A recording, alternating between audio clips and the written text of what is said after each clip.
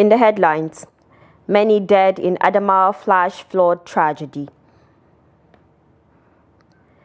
18 dead in Niger boat disaster as search for survivors continues.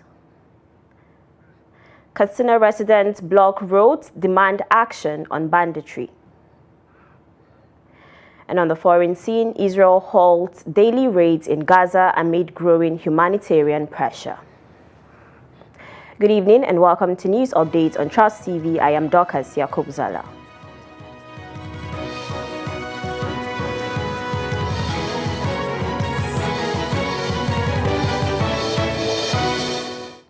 We begin the news on a sad note. The National Emergency Management Agency has confirmed the deaths of 5 people in Adamawa State due to flash floods caused by heavy downpours. However, affected communities in Yola are reporting that over 20 people have lost their lives, which contrasts with the government's figures.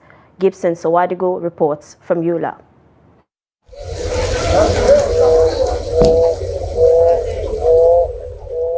It started around 3 a.m. when most residents were still fast asleep. Within hours, heavy rains unleashed flash floods that tore through 5 communities in Adamawa State, catching families off guard and leaving a trail of heartbreak.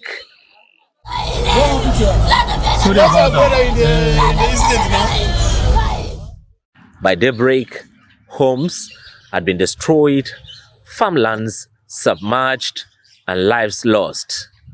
The National Emergency Management Agency put the death toll at 5, but the locals still reeling from the shock say the number is much higher, with more than 20 dead and many others unaccounted for. Rescue efforts were swift. Security operatives waded through the flooded streets, pulling trapped residents to safety. Some of the injured were rushed to the Modibo Adama Teaching Hospital in Yola. Among the hardest hit are Shagari and Yolda Party in Yola South local government area, where the entire households have been displaced and communities brought to a standstill.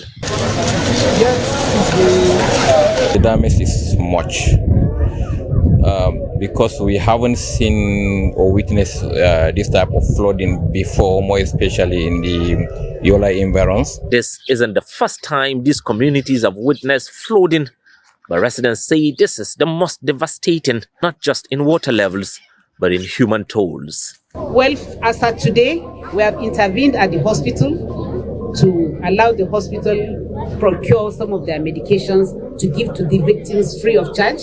We have also brought food items, clothing, blankets, mats to this place where the victims will be staying for now. The flood just came without nothing, like we didn't hear sounds or anything, just came, and then seriously, I can't say it. A delegation from the Adamawa State government, led by the Deputy Governor, visited nearly all the affected areas and assured residents of their commitment to provide support.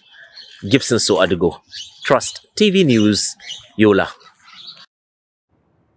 Now, 18 people have been confirmed dead from a boat mishap that occurred on Saturday in Zumba, rural local government area of Niger State. The area manager, National Inland Waterways Authority, Niger Kwara Area Office, Akapua Debayo, said out of 18 people, 15 bodies had been recovered while 3 were still missing. He said 26 people were rescued alive. Reports said that a boat with 40 passengers on board took off from Guni community in Munya local government area en route Zumba Riverine Weekly Market when it came in contact with 3 log and capsized. The incident reportedly happened around 2 p.m. on Saturday when the victims were going to Zumba Weekly Market. A Sarikin Rua Zumba, Umar Isa, said 3 cows and 60 bags of paddy rice in the boat were also lost in the water. Now talking security, tension flared in Bakuri town, the headquarters of Bakuri local government area in Katsina State, as angry protesters took to the streets Saturday evening, blocking the Bakuri-Katsina road and burning tires. Their demand is for an immediate and decisive action to restore peace in their communities plagued by relentless bandit attacks. The report. Angry protesters from several villages in Bakuri and Faskari local government areas, among them Kandarawa, Guga, Jagaba, Doma A and B, and Ruwangodia, stormed Bakuri town after fleeing deadly bandit attack that forced them to abandon their homes. The protesters, including women, children, and the elderly, blocked the major road and demanded stronger government intervention in fights against insecurity, particularly to enable them return to their farmlands during the peak of the rainy season.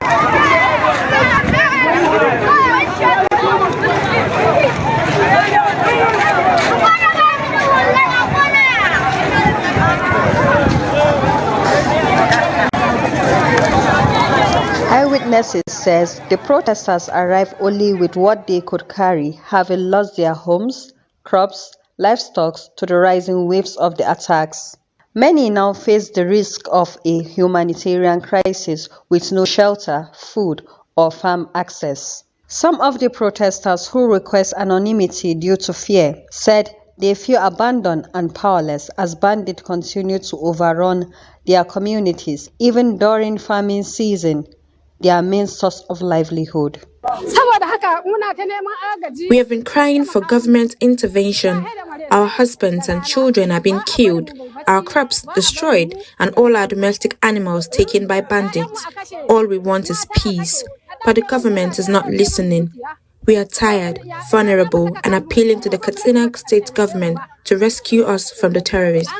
Effort by the community leaders and concerned stakeholders in Bakuri helped calm tension and clear the roads for motorists. However, protesters insist that while security presence exists in some hotspots, the operations remain outnumbered and outgunned by the bitter armed bandits. The residents acknowledge the ongoing effort of Governor Dikko Rada to curb insecurity despite mounting pressures, but they are demanding a more robust and coordinated approach to ensure their safety to protect their farmlands. Bakuri and Faskari, both in southern Katsina, are major agricultural zones but have been under siege for more than 2 decades from killings, kidnappings, and cattle rustling, all tied to escalating banditry crisis. Though authorities have yet to issue an official response to Saturday's protests in Bakuri, experts warn that worsening insecurity may further deepen food scarcity if farmers remain displaced. And now in Plateau State, no fewer than 48 persons were killed within a 3-week period across 4 villages of Riom, just south and Bokos local government area of the state. Stakeholders and residents expressed concern over the development, describing the situation as worrisome considering the number of lives being lost at a regular interval. On July 10th, no fewer than 3 herders were attacked and killed while rearing cattle around Nukur village of Jos South local government area of the state, adding that more than 150 cattle were allegedly rustled during the attack. On July 14th, gunmen attacked Gwon village in Riom community, killing at least 3 farmers, including Amana. 27 persons were reportedly killed in an early morning attack on July 15 in Tahos community of Riom local government area of the state. Many persons were also reportedly wounded in the attack. According to residents across the affected areas, the incessant attacks being witnessed in recent time are an indication of security gaps and the safety risks bedeviling the state. Now, still talking security, troops of the Joint Task Force Operation Fansanyama have neutralized 3 notorious terrorist kingpins during a deliberate ambush in Sabon Birni local government area of Sokoto State. The operation carried out between Malamawa and Mazau villages in Tsamaye, Mailele district resulted in the deaths of Kachala, Nagoma, Gurumu, and Ali Redibier. Troops also recovered 3 AK-47 rifles without magazines and a motorcycle from the scene.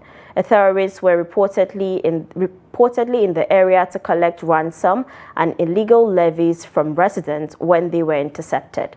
The successful operation triggered relief and celebrations in Mailele, Tsamaye, Rimaye, and surrounding communities in Sabon Birni and Goronyo local government areas where locals had long suffered the group's violent activities. Operation Fansanyama reaffirmed its commitment to restoring peace and security across the northwest and parts of the north-central region. The Jigawa State Police Command have arrested 2 suspected arms traffickers and recovered 2 locally fabricated firearms. Police Public Relations Officer DSP Lawan Shiisu confirmed the arrest in a statement issued on Sunday in Dutse, the state capital. He said operatives attached to the Kazauri Divisional Police Headquarters acted on credible intelligence to apprehend one Abdul Samad Haruna, a 30-year-old resident of Dansuri village near Wiwa in Kazauri town. The suspect was intercepted while attempting to traffic a locally made revolver rifle to an individual in Plateau State. The weapon was found concealed inside a sack. In a follow-up operation, police arrested another suspect, 24-year-old Awalu Yusuf from Oferwambai in Kano State. A second firearm was recovered from him. The police believe the arms are linked to a wider network involving a suspect from Sabon Layi in Barikin Ladi, Plateau State. Both suspects are in custody and under investigation. The interim national chairman of the African Democratic Congress, David Mark, is calling on northern Nigeria to embrace unity as a pathway out of the region's worsening insecurity, poverty, and political disarray. Speaking in Abuja, the former Senate president painted a grim picture of the North's current state, but also offered hope if the region can come together. The report. Interim National Chairman of the African Democratic Congress, ADC, David Mark, has lamented a decade-long crisis plaguing northern Nigeria, marked by terrorism, banditry, communal clashes, and insurgency that has ravaged communities, displaced millions, and crippled the region's economy. Mark was speaking at the third expanded meeting of the National Political Consultative Group, North, in Abuja, which drew ADC members and supporters from across the country. The North remains the poorest region in the country, with alarming rates of illiteracy, unemployment, and poor infrastructure. Mistrust between and among ethnic groups and religious communities has been exploited by selfish and desperate interests, leading to violent conflict. Instead of uniting for common goals, our elites often prioritize personal and sectional interests over collective progress. He highlighted how insecurity, poverty, ethnic and religious divisions, and political fragmentation have pushed the North into deep socio-economic stagnation, despite its vast natural and human resources. Mark blamed what he called self-inflicted wounds rooted in disunity and the manipulation of ethnic and religious fault lines by selfish political interests. Poverty fuels desperation and crime. Ethnic divisions weaken our collective resolve to demand good governance. Political fragmentation ensures that no meaningful development takes root in our region. This is not the north that all of us here inherited. But there is a path that could lead to a better future for northern Nigeria. And this path begins with our collective decision to abandon division and embrace unity. He urged the North to stop the blame game and instead embrace unity, social cohesion, and collective responsibility as the bedrock for lasting peace and development. The ADC leader also positioned his party as a credible alternative to lead the region out of its current turmoil through inclusive leadership and deliberate nation building. The acting national chairman of the Labour Party, Senator Nenadi Usman, has downplayed the impact of recent defections from the party, describing them as inconsequential to its vision and momentum. Speaking to journalists on Saturday in Kaduna State, Usman said the Labour Party remains strong and committed to providing a credible alternative to what she described as the failures of the current All Progressives Congress APC-led federal government. She noted that the country is facing widespread hardship, under the current administration, which she said has worsened living conditions for Nigerians. Usman expressed concern over the trend of politicians defecting after benefiting from the Labour Party platform, describing the actions as inconsistent with democratic values. She maintained that such defections, though disappointing, have not weakened the party's support base. She further stated that some individuals who exited the party never fully aligned with its vision, and their departure has helped strengthen internal unity. Usman admitted that the party made some errors in candidate selection in the past, but said those lessons have been learned. This is news update on Trust TV coming up ahead. Gombe coach inspires youth to stay clean using sports. This and many more when we return. Do stay with us. Welcome back from the break. In case you're just joining, this is news update on Trust TV. Let's take a look at our top stories again. Many dead in Adamawa flash flood tragedy.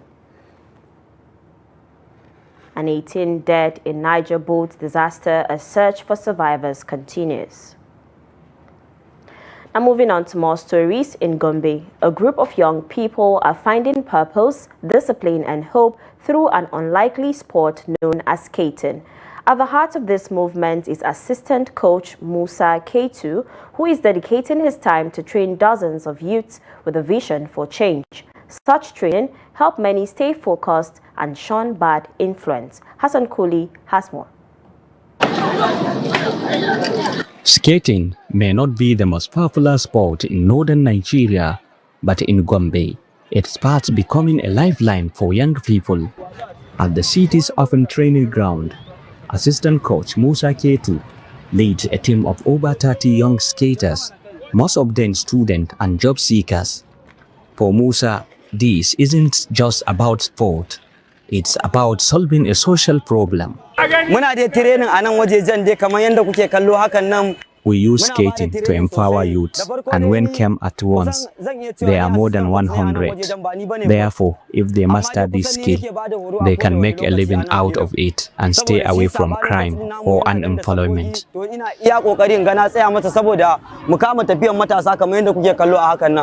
In some neighborhoods, many youths take drugs, but coming here every day keeps some focused and away from bad influence. Among the trainees is 20-year-old Umar Mohammed, who sees the training as more than just fun. This active game, which is skating, just because I don't want to do smoke in my, there are a lot of my friends that are illegal to smoke, you understand? So that's why I don't want to do smoke. At the sunset behind the Gombe Hills, the skaters glide with confidence, chasing more than just balance. They are chasing a better future. From the skating tracks of Gombe, these young minds are proving that passion, when guided, can lead to purpose. Hassan Koli, Trust TV News, Gombe. The National Drug Law Enforcement Agency, NDLEA, has arrested several suspects in a nationwide crackdown on drug trafficking, including a Chinese businessman and an 80-year-old woman. Liang Tak-yu, a Malaysian naturalized Chinese national, was arrested at Lagos Airport after arriving from Bangkok via Dubai. He was caught with over 26 kilograms of synthetic cannabis known as loud concealed in his luggage. In Calabar, Cross River State, 80-year-old Grace Ekpeme was arrested with over 3 kilograms of cannabis at her residence following an intelligence tip.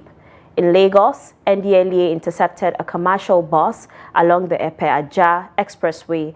A suspect, Chidi Agbafo, was found transporting over 21 kilograms of Colorado disguised in moi moi sachets alongside nearly 4 liters of codeine syrup. At Apapa Seaport, officials uncovered 101 kilograms of Canadian loud hidden in tins labeled bean salad mix in a shipment from Canada. The agency also made arrests and seizures across Borno, Edo, Ondo, Ogun, and other states. NDLEA Chairman Buba Marwa commended the operatives and called for sustained efforts in drug control. Now, away from Nigeria, Israel has declared a daily pause in military operations in parts of Gaza to allow humanitarian aid into the enclave following growing international pressure over worsening hunger conditions. Military activity will be suspended from 10 a.m. to 8 p.m. in Al-Mawasi, Deir al-Bala, and Gaza City. Secure aid corridors will operate from 6 a.m. to 11 p.m. daily. Egyptian media reported that aid convoys began moving into Gaza on Sunday. Israel also launched aid airdrops, while the UN and aid groups stressed the need for improved access to deliver food and medicine. According to Gaza's health ministry, at least 127 people, including 85 children, have died of malnutrition since the war began. And now in sports, Bafana of South Africa and Super Eagles of Nigeria will clash in a 2026 FIFA World Cup qualifying match day 8 encounter at the Toyota Stadium in Bloemfontein on Tuesday, 9 September. The Bloemfontein Stadium has a capacity for 46,000 spectators. It was formerly known as the Vodacom Park and later as Free State Stadium. The Super Eagles will host the Amavubi of Rwanda at the Godswill Akpabio International Stadium, Uyo, 3 days before the clash with the Bafana. The game between South Africa and Nigeria is expected to have enormous implications for which team will eventually win the only ticket from Africa's qualifying Group C to the 2026 FIFA World Cup. Bafana topped the group with 13 points, while the Super Eagles occupy 4th position with 7 points. And that's a wrap on News Update. Do not forget to follow us across all social media platforms for more programs, news, and documentaries. My name is Dorcas Yakubuzala. Bye for now.